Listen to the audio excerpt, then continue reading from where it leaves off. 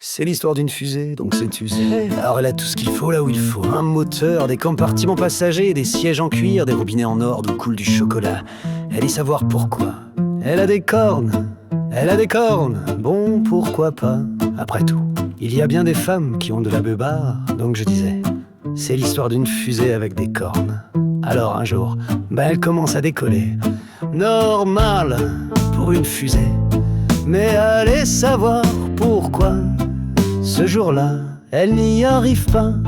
Les passagers tous surpris décident d'aller voir le pilote. Et là, le pilote leur dit: Madame et monsieur, le vol est interrompu suite au passage inattendu d'un vol de chanoine hurleur.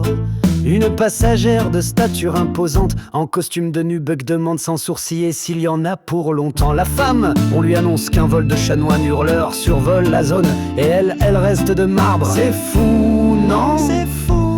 Mais encore plus fou, c'est que la passagère se précipite sur le cockpit et appuie sur le gros bouton rouge. Bah oui, il y a toujours un gros bouton rouge dans une fusée, avec marqué urgence. Et là la fusée commence à décoller. Alors je vous raconte pas le coulis de framboise que ça fait. Il y en avait partout, d'autant plus que le chanoine hurleur est une espèce protégée. Mais bon, c'est un autre débat. Donc la fusée décolle de quelques mètres sur la musique de Los Machucambos, Pépito, et la pouf, elle redescend d'un coup, la panne sèche pourrait-on dire.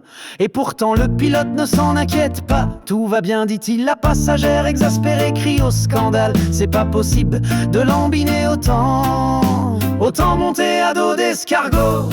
Elle mime l'escargot en mettant ses deux index au-dessus de sa tête, comme on apprend à nos enfants à le faire à l'école en maternelle. Puis elle dit tout en voyant le voyant rouge: je vais prendre le taureau par les cornes et envoyer cette fusée sur Mars. Le pilote répond: vous me demandez la lune. La passagère répond en s'asseyant sur son siège: à la bonne heure. La fusée, alors sortie de son terrain de lancement, chuta au sol sur son flanc et redémarra inopinément, la laissant ainsi aller où bon le vent l'amène. Et elle finit sa course dans la mer. Pour tout vous dire, cette fusée n'était pas prévue pour être un radeau. Elle flotta mais ne coula pas, et quel pari risqué que cela. Ainsi ne prenons pas une chose acquise au sens commun d'un objet, car celui-ci peut contre toute attente être utile à autre chose.